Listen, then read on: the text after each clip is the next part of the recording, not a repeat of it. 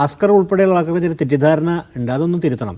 കാര്യം NEP നമ്മൾ പ്രതിരോധിച്ച് നിർത്തുന്ന സംസ്ഥാനമാണ് കേരളം എന്നൊരു വലിയ തെറ്റിദ്ധാരണ ഒരുപക്ഷെ രണ്ടുപേർക്കും തോന്നുന്നുണ്ട്.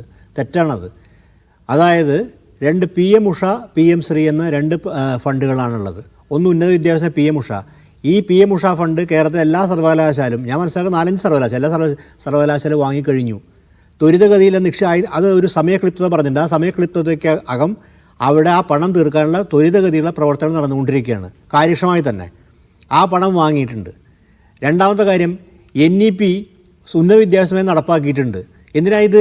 നമ്മളതിന് വേറെ പേരൊക്കെ വിളിച്ച് അതായത് സ്വകാര്യ സർവകലാശാലയുടെ ബില്ലാണല്ലോ ഗവർണർ തടഞ്ഞു വെച്ചിട്ടുള്ളത്. സ്വകാര്യവൽക്കരണത്തിന് വേണ്ട സമീപനം ഒരു നീക്കം നിയമപരമായി തന്നെ സംസ്ഥാന സർക്കാർ നടത്തി കഴിഞ്ഞു.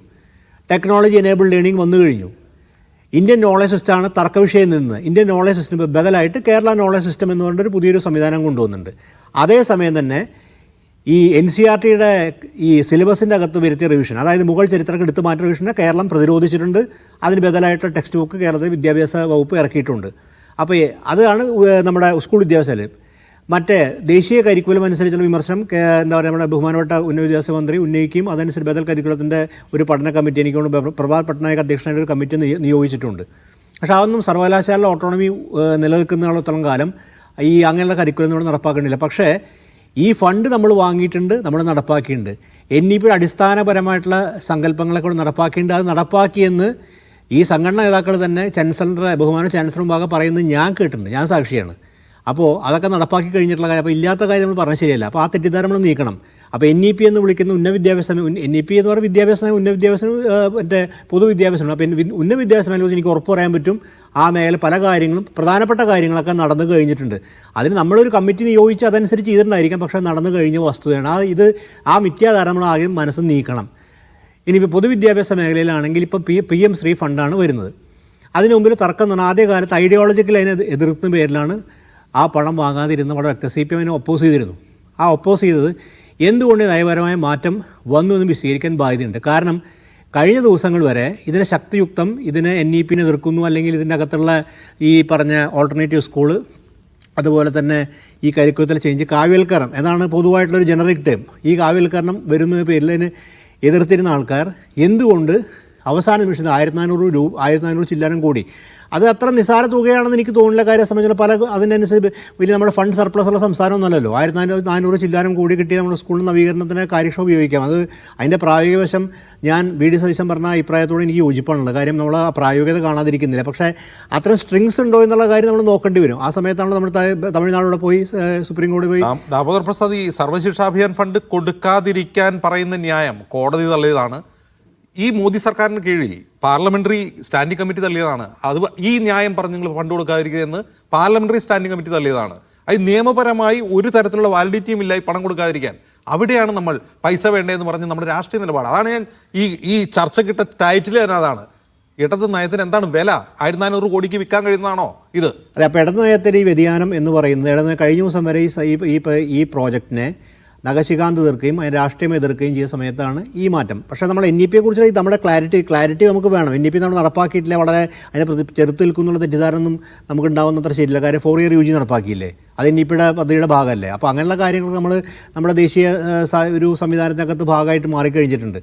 പക്ഷേ ഇവിടെ പ്രധാനപ്പെട്ട കാര്യം എന്ന് പറയുന്നത് ഈ നയവ്യതിയാനം. ഈ നയവ്യതിയാനം മറ്റ് ജനങ്ങളെ ബോധിപ്പിക്കുന്നതിന് മുമ്പാണ് പ്രധാനപ്പെട്ട ഘടകകക്ഷിയും ഒരു ഇടതുപക്ഷ പാർട്ടി, ഇപ്പോൾ അതിൻ്റെ അകത്ത് NCP ഉണ്ട്, പല പാർട്ടികളും ഉണ്ട്, ഈ വലതുപക്ഷ സ്വഭാവമുള്ള പാർട്ടികളൊക്കെ അതിൻ്റെ അകത്തുണ്ട്. ആ പാർട്ടികളൊന്നല്ല അതിന് ഉന്നയിച്ചിട്ടുള്ളത്.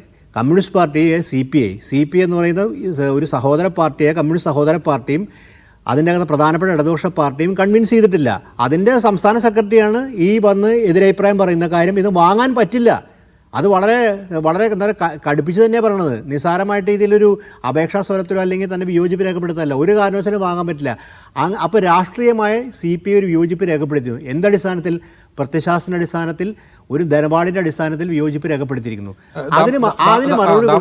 അതോടൊപ്പം എനിക്ക് അങ്ങോട്ട് ഒരു കാര്യം കൂടി ചോദിക്കാൻ, ഞാൻ ഇടപെടുകയല്ല. ഇപ്പോൾ PM ഉഷ പദ്ധതി സർക്കാർ അംഗീകരിച്ച് നടപ്പാക്കുന്നു, സർവകലാശാലയിൽ നടപ്പാക്കുന്നുണ്ട്.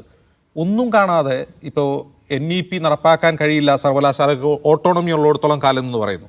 അങ്ങനെ വെറുതെ PM ഉഷ NEP നടപ്പാക്കണ്ട, ഞങ്ങൾ കുറച്ച് ഫണ്ട് തരാം എന്ന് കേന്ദ്രം കരുതുമോ? അവരുടെ ചരട് അതിലുണ്ടാകില്ലേ?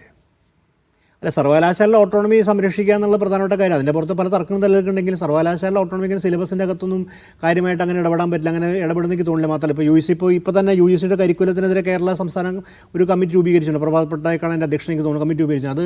അത് കേരളത്തിൽ സർവകലാശാല സ്വയംഭരണം നമ്മൾ എത്രമാത്രം രാഷ്ട്രീയവൽക്കരിക്കാതെ സ്വയം നിലനിർത്താൻ സാധിക്കും എന്നുള്ള പ്രധാനപ്പെട്ട കാര്യമാണ്. അതിൻ്റെ അപ്പുറത്തേക്കൊന്നും കടന്നു വരാനുള്ള സാധ്യത വളരെ കുറവാണ് സർവകലാശാല കാര്യത്തിൽ. പൊതുവിദ്യാഭ്യാസ മേഖലയിലും അതിനും നമ്മൾ കാര്യം ഇപ്പോൾ NCR ടെക്സ്റ്റുകൾക്ക് ബദലായി ടെക്സ്റ്റ് ഇറക്കി.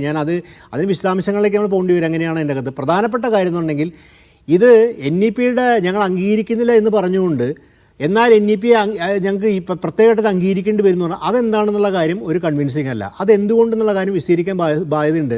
കാരണം എന്തുകൊണ്ടാണെന്ന് വെച്ചിട്ടുണ്ടെങ്കിൽ ജനങ്ങളെ മാത്രമല്ല പ്രധാനപ്പെട്ട ഘടകകക്ഷിയായിട്ട് CPI പിളർന്നുണ്ടായതാണല്ലോ CPM. എന്ത് CPI എന്നൊക്കെ ചോദിക്കുന്നത് എന്ത് അടിസ്ഥാനരഹിതമായിട്ട് വർത്തമാനങ്ങളാണ്. അതൊക്കെ ഒരു മര്യാദകേട ഒരു മുന്നണിയിലെ വലിയേട്ടനാണ് സമ്മതിച്ചു. ബീഹാറിലല്ലെങ്കിലും കേരളത്തിലാണ്. ബീഹാറിൽ പോയാൽ നേരെ തിരിച്ചാണ് സ്ഥിതി. അങ്ങനെ ചോദിക്കുന്ന ഒരു മര്യാദകേടിൻ്റെ അകത്തില്ലേ കാര്യം. ഇതൊരു എന്താ പറയുക, ഒരു കൂട്ടുത്തരവാദിത്തത്തിൻ്റെയും ഒരു കൂട്ടുകക്ഷി സംവിധാനമാണല്ലോ. അപ്പോൾ പരസ്പര ധാരണയോടുകൂടില്ല. അപ്പോൾ ഒരു വിമർശനം ഉന്നയിക്കുമ്പോൾ ആ വിമർശനം കേൾക്കുകയും ആ വിമർശനം മറുപടി പറയുകയും ചെയ്യുന്ന ശേഷം വളരെ അഹങ്കാരത്തോടുകൂടി ഏത് CPI എന്നൊക്കെ ചോദിക്കുന്നത് അത് കാണിക്കുന്നത് ഈ ധാർഷ്ട്യം തന്നെയാണ്. ഈ ജനങ്ങൾ ഇപ്പോൾ ആര് ചോദിച്ചാലും ഈ മറുപടി തന്നെ ഉണ്ടാവുക. നിങ്ങളെന്തിനാണ് ചോദിക്കാൻ, ഞങ്ങൾക്ക് ഇഷ്ടമാണ്. അപ്പോൾ അത് എന്തുകൊണ്ടാണ് അങ്ങനെ ചോദിക്കേണ്ടി വരുന്നത്? കൃത്യമായൊരു ഉത്തരവുണ്ടായിരുന്നെങ്കിൽ, കൃത്യമായി കൺവിൻസിങ് ഉത്തരവുണ്ടായി തീർച്ചയായിട്ടും ബിനോയ് വിശ്വത്തെയും LDFനെയും മറ്റ് ഘടകകക്ഷി CPI കൺവിൻസ് ചെയ്യാൻ സാധിക്കും. അപ്പോൾ അങ്ങനെ കൺവിൻസ് ചെയ്യാനുള്ളൊരു കാര്യം മാത്രമല്ല. നമുക്ക് അറിയാത്തൊരു കാര്യം ഒരുപക്ഷെ ബഹുമാനപ്പെട്ട ഹസ്കർ ശ്രദ്ധിച്ചിട്ടുണ്ടാവും. MAVBയുടെ കാര്യം അഖിലേന്ത്യാ സെക്രട്ടറിയും ഇതിൻ്റെ അകത്ത് തൻ്റെ വ്യത്യസ്ത അഭിപ്രായം രേഖപ്പെടുത്തിയിട്ടുണ്ട്. അദ്ദേഹം ഇത് സ്വീകരിക്കുന്നതിനെക്കുറിച്ചിട്ട് ഇപ്പോഴും സംശയമാണ് രേഖപ്പെടുത്തിയിട്ടുള്ളത്.